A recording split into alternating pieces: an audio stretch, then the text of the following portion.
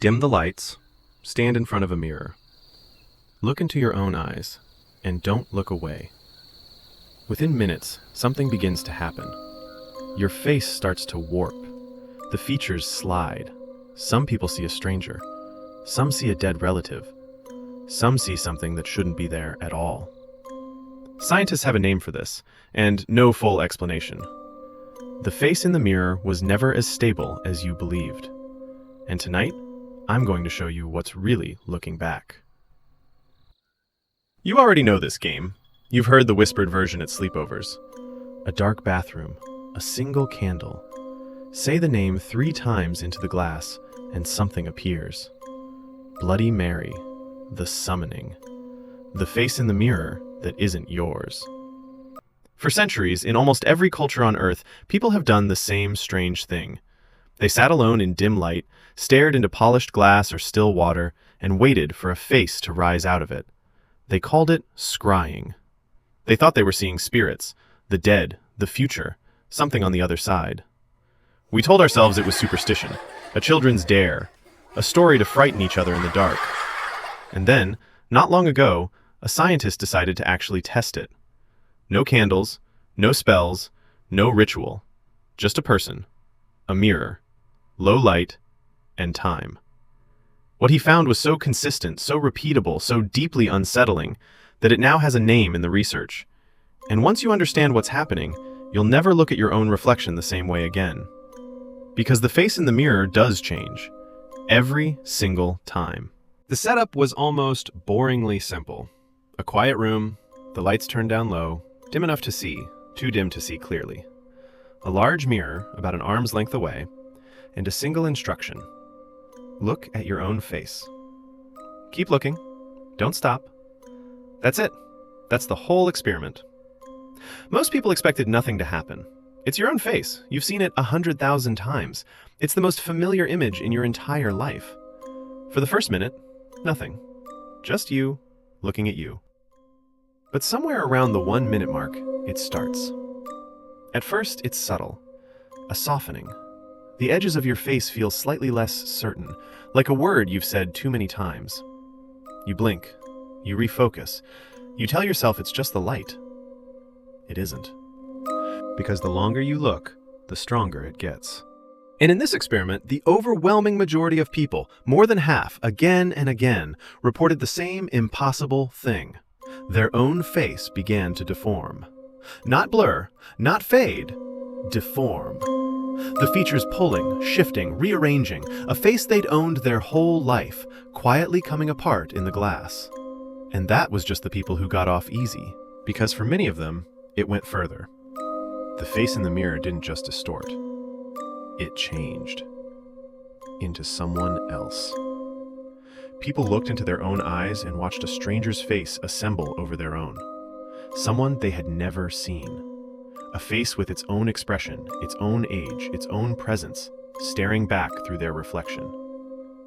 Some recognized who it was. They saw their mother, their father, a grandparent. And here is where it stops being strange and starts being something else entirely. Because a large number of people reported seeing the face of a relative who was dead. Someone long gone, suddenly there in the glass, wearing a look they remembered. Imagine standing alone in a dim room and watching your dead grandmother's face rise out of your own reflection and look at you. People wept. People froze. Some couldn't continue. And still, that wasn't the worst of it. Because a smaller group reported something that doesn't fit any of these categories. Not their face, not a stranger's, not a relative's. They saw faces that were not human. Distorted. Wrong. Archetypal, the researchers called them. Monstrous. Animal. Something ancient with no name. A face that should not have been anywhere near a quiet room with the lights turned down. And every one of these people was looking at the exact same thing. Their own reflection. So here's the question clawing at you right now. Is something actually there? And this is the part I need you to sit with, because the truth is somehow worse than a ghost. There is nothing in the mirror. No spirit, no visitor, no face on the other side of the glass. The mirror is just glass and silver, reflecting exactly what's in front of it. You, and only you. Whatever these people saw, it was not coming from the reflection. It was coming from inside their own heads. Every distortion, every stranger, every dead relative, every monster. Your brain built all of it in real time and painted it directly onto your own face, and then made you believe you were seeing it with your eyes. That should be a relief. It's your brain. It's not supernatural. You can end it any second just by turning on the lights. But stay with the implication because it's the one nobody wants to say out loud. If your brain can take the most familiar image in your entire existence, your own face, and quietly replace it with the face of a dead stranger, then how stable was that face ever, really? How much of what you see when you look at yourself is actually there? And how much has your brain been quietly inventing this whole time? To understand what's happening, you have to understand something your eyes do that you've never noticed. They stop seeing things that don't move. Your visual system is built to detect change, movement, difference, anything new. But anything that stays perfectly still, perfectly constant, your neurons slowly stop responding to it. They adapt. They tune it out. To your brain, unchanging information is barely information at all. There's a simple version of this you can feel for yourself. Stare hard at a single fixed point and let something sit in the corner of your vision without moving. Within seconds, it begins to fade, to vanish. It's still there, your brain just quietly deletes it. Now do that to a face. Hold your gaze steady in dim light, and one by one, your own features begin to dissolve. The edges go first, then the details. Your face, refusing to move, slowly erases itself from your own perception. And that leaves your brain with a terrifying problem. It's staring at a face. It knows it's a face, but the actual information is crumbling away into nothing. There's a hole where your face should be, and your brain cannot tolerate a hole where a face should be. So it does what it always does. It fills it in. Because here is something strange and true about you. You are a face-detecting machine. One of the best that has ever existed. A specific part of your brain does almost nothing but hunt for faces. It's why you see a face in the front of a car, in a power outlet, in the shadows of the moon, in the pattern of a burnt piece of toast. Your brain would rather invent a face that isn't there than risk missing one that is. Because for millions of years, missing a face in the dark meant missing the thing that was about to kill you. That machinery never turns off. It's running right now. It's running while you sleep. So picture what happens in that dim room. The real face is dissolving. The information is gone. And the most powerful pattern detector in your skull is left staring into the wreckage, screaming its one command: there must be a face here, and reaching into everything it has ever stored to build one. Your own features. The faces of everyone you've ever loved. The faces of the dead. The deep, ancient templates of every threat your species ever learned to fear. And it stitches a face out of all of it. And it hangs that face over the glass. That's the stranger. That's the dead grandmother. That's the monster. It was never on the other side of the mirror. It was every face that has ever lived inside of you, surfacing the moment your own face got out of the way. But there's a version of this experiment that's so much darker, and almost nobody talks about it. They tried it with two people. Not a mirror. Two strangers sitting in the same dim light, looking directly into each other's eyes. No mirror at all this time, just another human face, an arm's length away. And the same thing happened. Worse. They watched each other's faces melt, deform, become monstrous, become someone else. People saw their own parents in the face of a stranger, saw the dead, saw things that made them want to look away, and couldn't. But there was something new this time, something that didn't happen with the mirror. They began to feel like they weren't real. The word for it is dissociation, that eerie, floating sense of detachment, like you're watching your own life from behind glass, like your body belongs to someone else. Like the you you've always felt yourself to be has quietly stepped out of the room. Sitting there, staring into another person's eyes, people felt themselves dissolve. Not just the face in front of them, themselves. Their sense of being a solid, continuous, real person, thinning out into something uncertain. And that's the thread that unravels everything. Because it means this was never really about mirrors, or dim rooms, or strangers' faces. It was about how fragile the whole thing is.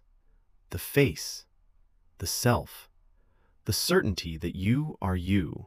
We walk around with a quiet, total confidence. I know my own face. I know who I am. It's the one thing that never seems in question. But your face isn't a fixed fact. It's a live performance, one your brain is putting on for you every waking second, refreshing it, re-rendering it, holding it steady with constant effort, so it feels solid and permanent and yours. And it takes about 10 minutes of stillness to see the seams. Stop feeding the illusion. Hold still. Dim the lights. Remove the movement, the novelty, the constant refresh. And the face you were so sure of comes apart in your hands. The self dissolves. And something older, stranger, and faceless is left looking out. That thing was always there, underneath. The stranger in the mirror was never an intruder. It's what your face is before your brain decides it's you, the raw material. Every face you've stored, every fear you've buried, waiting just beneath the thin, bright story called me. And now think about the world you actually live in. You look at your own face more than any human in history. Front-facing cameras, selfies, video calls. We are the most self-photographed people who have ever existed. We have never looked at our own faces this much. And we have never known them less. Because that face on the screen isn't the one underneath. It's the one you perform. The angle you've learned. The expression you've practiced. A curated mask, refined and posted and optimized. A self built to be seen, sitting on top of a self you've never actually met. The mirror in that dim room does something your phone never will. It shows you the gap. The space between the face you perform all day and the faceless thing that's actually underneath when the performance finally stops. And it turns out that when you stop performing yourself, even for 10 minutes, there's almost nobody there. So no, don't look in a mirror too long. Not because something will crawl out of the glass. Nothing will. The glass is empty. It always was. Look too long, and what you'll finally see is the truth the light usually hides. That the face you call yourself is the most convincing thing your brain has ever made, and one of the most fragile. A story so smooth you never noticed it was being told. A mask so perfectly fitted you forgot it was a mask at all. You will get up tomorrow. You'll stand at the sink. You'll glance at your reflection for half a second, and your brain will hand you a face, solid, familiar, certain.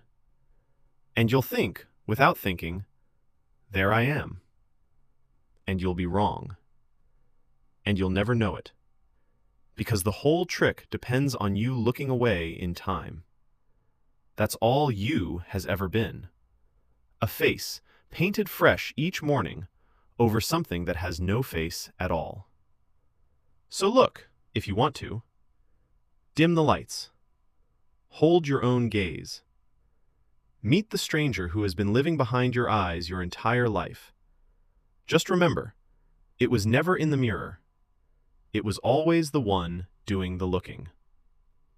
Sleep well.